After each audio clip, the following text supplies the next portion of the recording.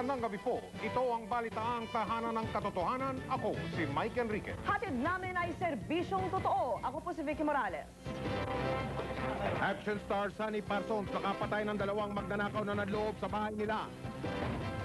Exclusive ni Jake Taruk, Philip Fidel Jr. walang balak kumuha ng abogado dahil hindi naman daw siya makakakuha ng katarungan. In-expect ko na yan kasi alam mo naman na ang nabangga ko institusyon. Kaya ko ito. Dating Pangulong Estrada nagbigay ng sarili niyang State of the Nation address. Tinira ang palakad ni Pangulong Arroyo. Naisipan ko na... Eksklusibo ni Michael Pahatin, Pentagon leader Faisal Murahomsar, gusto nang sumuko. Ang kondisyonal na. Wala akong demand sa gobyerno, kundi yun kalayaan ko lang para mabuhay ko yung mga pamilya ko. Mapag-aral ko yung mga anak ko.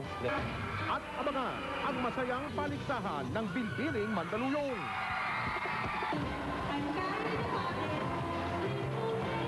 Ito pala ang dala namin sa inyo. Kanina pong umaga nilooban ng mga magnanakaw ang bahay ni Sunny Parsons na miyembro dati ng bandang Hagibis. Muntik pang magahasa ang kanyang mga anak na dalaga. Lumaban si Sunny at dalawang miyembro ng pinaghihinalaang Waray-Waray Gang ang napatay niya. Si Peter Yan Haji ang ating saksi. Parang pelikula ang nangyari kanina sa bahay ng aktor at dating miyembro ng Hagibis na si Sunny Parsons. Pinasok ng 4 na salarin ng kanilang bahay sa SSS Village, Marikina City. Ang intensyon, magnakaw. Sinempohan pumasok yung anak ko sa eskwela. Paglabas ng gate, pasok sila 4. Tapos may getaway silang sasakyan, 2 pa yung lookout. They hog-tied us all. Muntik pang magahasa ang mga dalagang anak ni Parsons. May nakita akong ibang muka. So, may intention susuntukin ko. Kaso naglabas siya ng baril, tinutok sa akin kagad. So, he grabbed me dito. Dire-diretso na dito sa kwarto ng sister ko. Doon na kami nakatali. Kahit nakatali na, buo pa rin ang loob ni Parsons. Nautakan niya ang mga suspect. Sinaywar ko na lang, sabi ko, mga anak, umalis na lang kayo. Kunin nyo na lang yung pera, alahas. Darating yung mobile naming 140. Yun ang assigned mobile dito eh. Nataranta ang mga salarin. Matapos limasin ang pera at ilang gamit, dali-daling nagtakbuhan palabas. Malawag ang tali sa kanya, kaya nagawang kalasin ng isang kasambahay ang gapos ni Sunny. Nagkaroon ako ng pagkakataon, kunin yung service firearm ko ba nung araw. Naagaw pa ni Parsons ang patalim ng isa sa mga suspect. Mga 6 sila, hinabol ko. Nagputukan na kami sa gitna ng kalsada. Tapos hanggang sa pasakay sila ng jeep, yun, nabaril ko yung 3. 2 ang napatay ni Sunny at 1 ang sugatan. Sila'y hinihinalang mga miyembro ng Waray-Waray Gang. Kadalasan tumitira yan ng umagang-umaga. Ang modus operandi kasi nila, sasabayan nila yung mga tao. Pagbukas mo ng gate, sila sisingit at papasukin yung bahay mo at igagapos ka. Hindi natangay ng mga magnanakaw ang mga nilimas kay Parsons bukod sa kanyang kalibre 45. Tinitiyak ngayon ng pulisya kung tama lang ang ginawang pamamaril ni Parsons. Titingnan natin yung mga available evidences kung sinong orang nagpaputok. Pero batay sa ocular inspection namin ay lumalabas na mga suspect din. Peter Yan Haji, ang inyong saksi. Makakapiling po natin ngayong gabi live mula sa kanyang tahanan sa Marikina, si Ginoong Sunny Parsons. Magandang gabi sa iyo, Sunny. Manong Mike, magandang gabi at sa lahat ng tagapanood ng inyong programa. Si Sunny Parsons po ito. Bago ang lahat, Sunny, kamusta ang iyong pamilya? Na-secure ko na yung family ko, yung mga anak ko. Okay na sila. I'd like to first and foremost thank our Mayor, Marides Fernando, for the moral support, Colonel Quirol, for the manpower support, and my friends, yung mga kapatid natin sa industriya ng pelikulang Pilipino na tumawag, Ate Lods. Maraming salamat sa iyo. ABS-CBN, nung araw pa mga kasamahan ko. And of course, Channel 7, alam mo, sa ganitong pagkakataon, media ang kailangan kong tumulong sa akin at nandyan kayo, hindi niyo ako pinabayaan. Sunny, doon sa pangyayari kaninang umaga, saan punto ka nagdesisyon na labanan mo yung mga namasok sa bahay ninyo? Kasi nung pumasok sila, Mike, 4 sila kagad. Tinutukan na ako. Nung sinit ako, binaril na kagad ako sa ulo nung 357 nung isa. Pero nagdadamo siya, kaya sabi ko, i-reverse psychology ko na lang. Tapos yung 2 anak ko, pinasok na nung 2 doon sa kwarto nila. Gusto ng rapin. Kaya, nag-desisyon na ako, mga anak, kunin nyo na lahat. Dito kasi magbe-breakfast sa bahay ko, yung Mobile 140, kaya nataranta sila. Nadangay lahat yung gamit namin, alahas, lahat, pati pera. The first batch was 130,000, tapos yung 14,000 doon sa wallet ko. Binigay ko ng lahat, I did not resist. Pero yung pasok pa lang nung isa, nung sinita ko, binaril na ako sa ulo kaagad. Kaya lang nagdadamol. So, that made me decide, sabi ko, kailangan tapusin ko ito. Binigyan ako ng Diyos ng isang buhay pa eh. So yung dati kong service firearm, which was given to me by my former colleague in the service, ano yun, ginagamit ko lang naman yun sa firing range. Lisensyado ba yon, Sunny? Yes, it's a licensed firearm.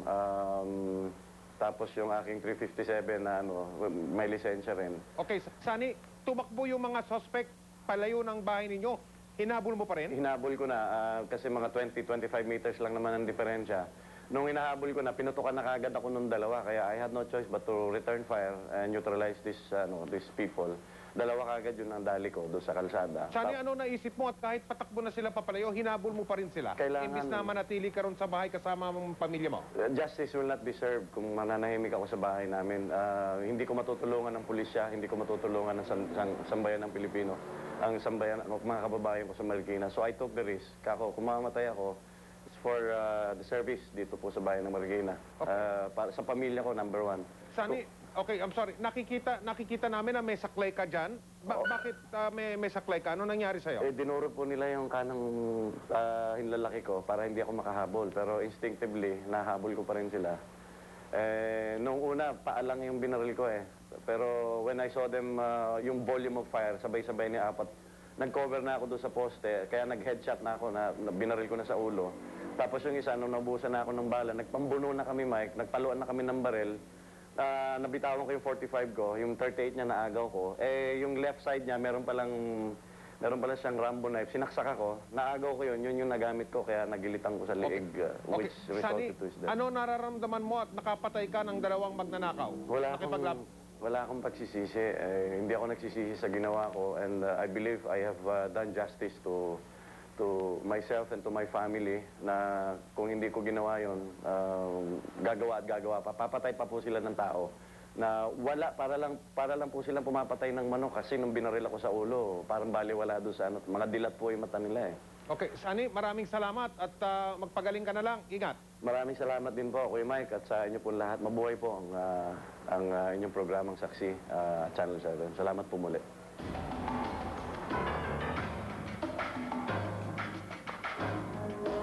Wala na raw balak kumuha ng abogado si Philip Medel Jr. Ang gusto niya, siya na lang ang magtatanggol sa kanyang sarili sa oras na umabot sa korte ang kanyang kasong pagpatay kay Nida Blanca. Si Jay Taruk ang ating saksi. Hindi na raw kukuha ng abogado si Philip Medel Jr. Nawalan na raw siya ng pag-asa na makakakuha pa siya ng hustisya. Inaasahan niyang papayagan siya ng korte na ipagtanggol ang kanyang sarili. In-expect ko na yan eh, kasi alam mo naman na ang nabangga ko, institusyon. Si Medel ay sinampahan ng murder kahapon ng CIDG at NBI. Ang naging basihan ay yung pag-amin niya sa krimen. Pero binawi niya ito dahil napilitan lang daw siyang umamin matapos pahirapan ng mga CIDG agent.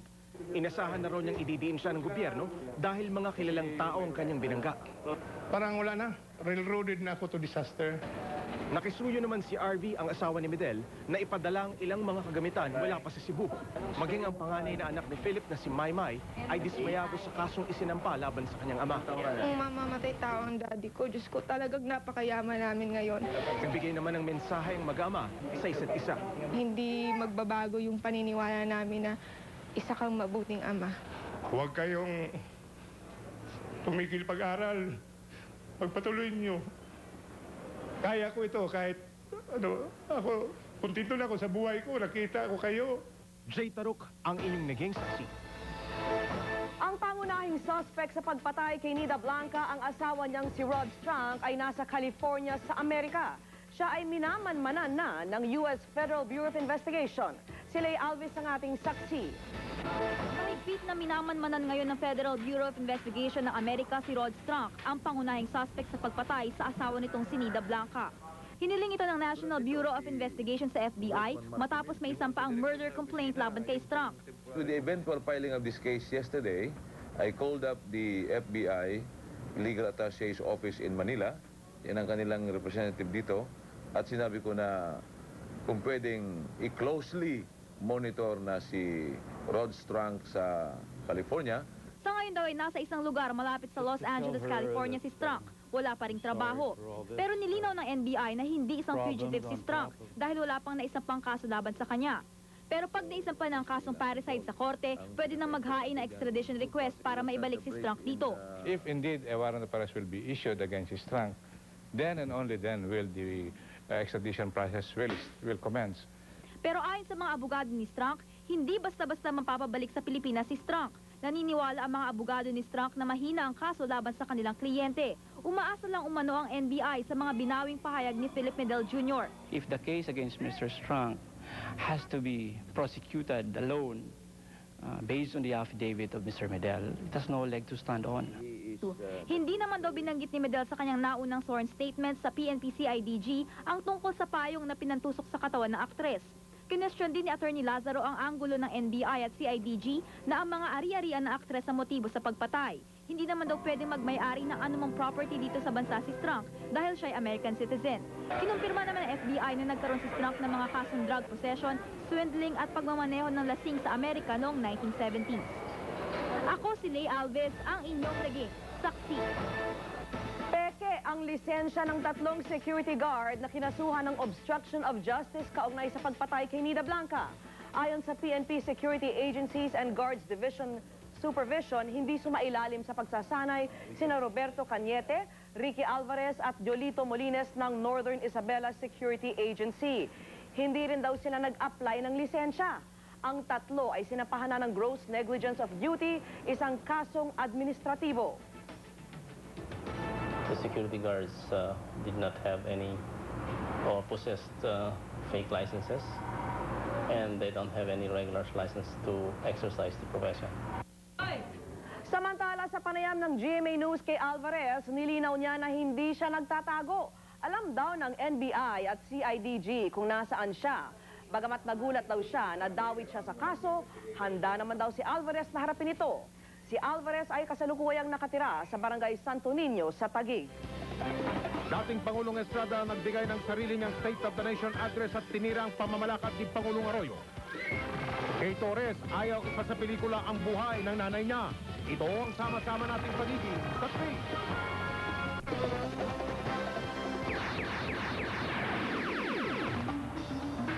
Sumasailalim ngayon sa interogasyon ng Philippine National Police ang isang hinihinalang suicide bomber. Ito ay ang Palestinong si Ahmad Abdelatif Jubran. Nahuli siya ng Bureau of Immigration noong Mayo. Hinihinalang sangkot si Jubran sa pambubomba sa San Pedro Cathedral sa Davao noong 1993. Sa Jakarta, Indonesia, nagprotesta sa harap ng Philippine Embassy ang ilang daang Indonesian. Ipinoprotesta nila ang pagkakakulong sa Pilipinas ni Agus Dwi-Karna. Si Dwi-Karna ay hinihinalang miyembro ng Al-Qaeda group ni Osama Bin Laden.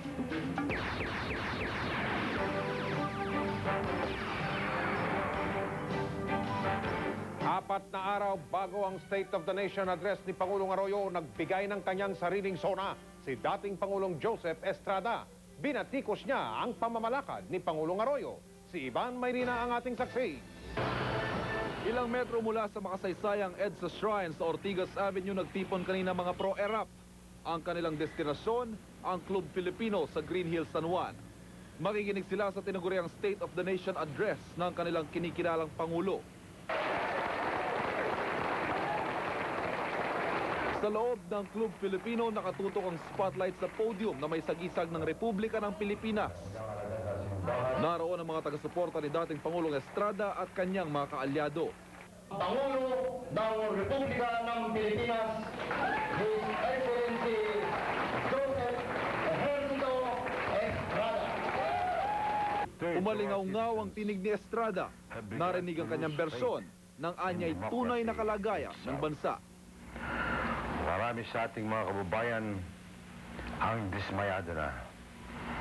Mayaman man o mahirap. Ito ang tunay na State of the Nation. Pinuligsa ni Estrada ang kawalandaw ng partisipasyon ng tao sa gobyerno, paglaganap ng krimen at pagkakawatak-watak ng mga sangay ng gobyerno, judikatura, kongreso at maging ng simbahan. Kabi-kabilang pagtuligsa rin sa gobyernong Arroyo ang binitiwan ng mga kilalang kaalyado ni Estrada. pangunahing banta sa seguridad ng Republika ng Pilipinas ay ang sarili nating gobyerno. Walang direksyon, walang political will, walang statesmanship, walang plano, walang desisyon. Sobra na, tama na. Yan po ang palagi kong dapat nating isigaw. Sa labas ng Club Filipino, sinabayan din ito ng batikos ng mga grupong makaerap. Sona Vigoria! Sona ng elitista! Ako si Ivan Mayrina, ang inyong naging saksi. Ipinagmalaki naman ng Malacanang ang mga anilay na tupad na mga pangako ni Pangulong Arroyo sa kanyang State of the Nation address noong isang taon. Ayon sa mga miyembro ng gabinete, nalagpasan pa nila ang ilang ipinangako ng Pangulo. Nahigitan daw ang target sa pabahay ng 113%. Mahigit 300,000 pamilya na raw ang nabiyayaan. Ayon sa kabinete, umaabot sa mahigit 1 milyong Pilipino ang nagkaroon ng trabaho sa sektor ng agrikultura. Naabot din daw ang target sa reformang pang-agrarya. Nakapamahagi ng mahigit 100,000 hektarya ng lupa. Gayunman, inamin ng administrasyon na kailangan pa ng iba yung pagsisikap para malutas ang mga matagal ng problema tulad ng traffic, basura at katiwalian. Hindi pa rin po nagkakaayo sa mga senador ng administrasyon at ng oposisyon kung sino talaga ang mayorya sa Senado. Pero nagkasundo sila na gawing maayos ang pagbubukas muli ng sesyon sa Lunes bago ang State of the Nation address ni Pangulong Arroyo. Ayon kay Senador Aquilino Pimentel Jr., napagkasunduan na magiging alphabetical order kung tawagin ang seating arrangement ng mga senador. Kadalasan po kasi ang mayorya ay nakaupo sa may kanan ng kung sino man ang presidente ng Senado. Ang importante na ating iparating sa bayan ay handa tayong magtrabaho, handa tayong magpasa ng mga panukalang batas na ikabubuti ng bayan. We will create a subcommittee of 2 members each from the administration block and the opposition block to craft a common legislative agenda that will be respected and complied with by whoever emerges as a new majority.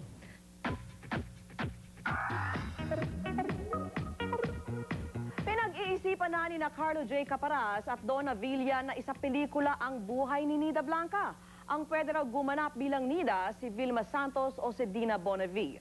Si Lar Santiago ang ating saksi. Sino ba ang mas dapat gumanap bilang Nida Blanca sa pelikula? Si Vilma Santos o si Dina Bonnevie? Ang dalawang aktres ay pinagpipilian ngayon ni Carlo Caparas at Donna Villa sa oras na gawin ang pelikula tungkol sa buhay ng pinatay na aktres. Ang titulo nito, The Nida Blanca Murder Mystery. Pero para kay Direk Carlo, mas matimbang pa rin ang star for all seasons. Bagay na bagay sa kanya dahil respetadong actress si V at parang ang following niya hindi mo na ma-question eh. Kung sina Carlo at Donna ang masusunod, gusto nilang simulan kaagad ang paggawa ng pelikula.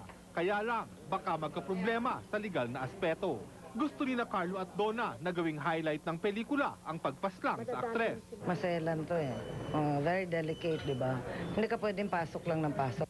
Tiniyak din ni Carlo na kung gagawin nila ang pelikula, ang ilalabas nila ay ang katotohanan at hindi nila ito ibabatay sa mga haka-haka. Basta kami gumawa niyan na makakaasa ang publiko na meron silang makikita na napakalapit sa katotohanan. Sumikat ang tambalan ni Carlo at Donna sa paggawa ng mga pelikula tungkol sa sensational crimes katulad ng Visconde Massacre, Lipa Massacre, The Maggie de la Riva Story, Chop Chop Lady at marami pang ibang massacre movies. Ako si Lar Santiago, ang inyong naging saksi. Nagalit naman ang anak ni Nida Blanca na si Kay Torres sa balak na isa pelikula ang buhay ng kanyang ina. Ayon kay Kay, hindi niya matanggap na merong mga taong gustong pagkakitaan ang trahedyang sinapit ng kanilang pamilya.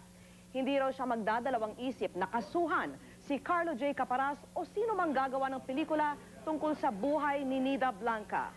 Actually, I instructed my lawyer attorney, Rainier Madrid, to prepare a letter, like a written warning to Mr. Carlo Caparas and whoever is behind the project. And if they persist in making this movie, then I will be forced to bring them to court. I will be forced. Mga Amerikanong sundalo naghahanda ng umuwi sa pagtatapos ng balikatan. Eksklusibo, Pentagon leader Faisal Marahomsar gusto ng sumuko. Ito ang sama-sama nating pamilya. Saksi! Nalalapit na ang pagtatapos ng Balikatan 02-1 kaya naghahanda na rin ang mga sundalong Amerikano na lisanin ang basilan. Hindi naman maiwasan ng mga taga-basilan na malungkot dahil marami raw na itutulong ang mga Amerikano. Mula sa Zamboanga, si Cesar Apolinario ang ating saksi. Nag-iimpake na ang mga tropang Amerikano. Tinutulungan pa sila ng mga residente ng Tabyawan, Basilan. Nililinis sa mga heavy equipment, nagbabaklas ng mga tent. Ito turnover na ang mga kaling ginawa nila sa Sumisip, Basilan, gayon din ang Basilan Airstrip. And that is bound to cause the ASG to think twice about what they do and where they do it, because the military is better and they can move faster. May maiiwan pa rin naman sa mga sundalong kano. May isasagawa pa kasi silang humanitarian mission at aayusin pa ang ospital ng Basilan. Mahigit 3 buwan ding nanatili ang mga sundalong Amerikano na tumulong sa pagkasaayos ng mga kalye at airstrip dito sa Basilan. Magkahalong lungkot at saya ang nadarama nila ngayon. Malungkot dahil kahit paano'y mamimiss daw nila ang mga Pilipino. At masaya dahil nakatulong sila hindi lang sa mga sundalong Pilipino, kundi sa mga residenteng ituturing nilang kaibigan. We've been embraced by the community and everything's just been great since we've been in country. And Mabigat din ang loob ng mga taga-Basilan sa pag-alis ng mga kano. Kung sila ang masusunod, gusto nilang manatili ang mga kano sa Basilan para manatili na rin ang kapayapaan sa lugar nila. Nawalan pa ang iba ng pinagkakakitaan tulad ng mga naglalaba para sa mga kano. Siyempre, nasaktan din. Parang, ewan ko lang. Minsan umiiyak kami. Mula dito sa Tabyawan, Basilan, ako si Cesar Apolinario, ang inyong naging saksi. Nasa Indanan Sulu ang mga Scout Ranger para mamagitan sa away ng mga politiko roon. Pinuntahan ng GMA News ang mga natupok na bahay ng mga inosenteng sibilyan. Mula sa Sulu, may exclusive report. Si Sandro Aguinaldo ang ating saksi. Pasok doon, basta armado, we apprehend them. If they resist, we will shoot. Ganito ang utos ni Colonel Romeo Tolentino sa mga Scout Ranger na pumasok sa barangay Bato-Bato sa Indanan Sulu kaninang umaga. Nagdesisyon ang militar na pasukin na ang barangay para mamagitan sa away ng 2 armadong politiko doon. Ito ay matapos masunog ang malaking bahagi ng barangay Bato-Bato dahil sa labanan na nagsimula pa noong barangay elections noong Lunes. Umuusok pa ang barangay nang dumating kami. Wala na rin ang hilera ng mga bahay sa Pangpang. May mga residenteng nagsasabing sinadya ng isang grupo ang pagkasunog ng tinatayang 200 bahay. Sinunog nila yung putukan doon pagkatapos pagtingnan namin na ano na daw. Pagtingin namin ano daw, nasusunog. May mga mortar na ginagamit yung both groups. Ayon sa 104th Brigade, armado ng matataas na kalibre ng baril ang mga grupo ni Salip Aloy Jainal at Sally Alam. Pero nang pumasok ang mga sundalo sa barangay Bato-Bato kanina, wala na sila doon. Ganun pa man naniniwala ang mga residente na hindi pa tapos ang laban. Sigurado raw na tuloy ang gantihan kahit na sa mga susunod pang henerasyon. Mula dito sa Jolo, Sulu, ako si Sandra Aguinaldo, ang inyong naging saksi. Nais na raw sumuko ni Faisal Marahomsar, ang lider ng grupong Pentagon, pero nais lang niyang sumuko kay Pangulong Arroyo o sa isang dating military aide nito. May exclusive report si Michael Pahati ng ating saksi. Noong February 16, 2002, nahuli ng NACTAP ang sinasabing Pentagon leader na si Faisal Marahomsar. Matapos ang 4 na buwan at 3 araw, nakatakas ito sa pingitan ng NACTAP sa Camp Crame. Isang kamag-anak sa Marawi ang naging daan ko upang makausap si Faisal Marahomsar. Una sa telepono. Nang kami ay magkita, ang unang tanong na papasok sa isip ko ay kung may pagnanasa ba siyang sumuko. Naisipan ko na kung sakaling pagbigyan man ako ng pamahalaan natin, surrender ako. Walang anumang demands na binanggit si Faisal sakalit sumuko ito. Ayon sa kanya, nais lamang niya ng tahimik na buhay. Ang conditional na. Wala akong demand sa gobyerno kundi yon kalayaan ko lang para mabuhay ko yung mga pamilya ko. Masama umano ang loob ni Faisal sa ilang opisyal ng PNP.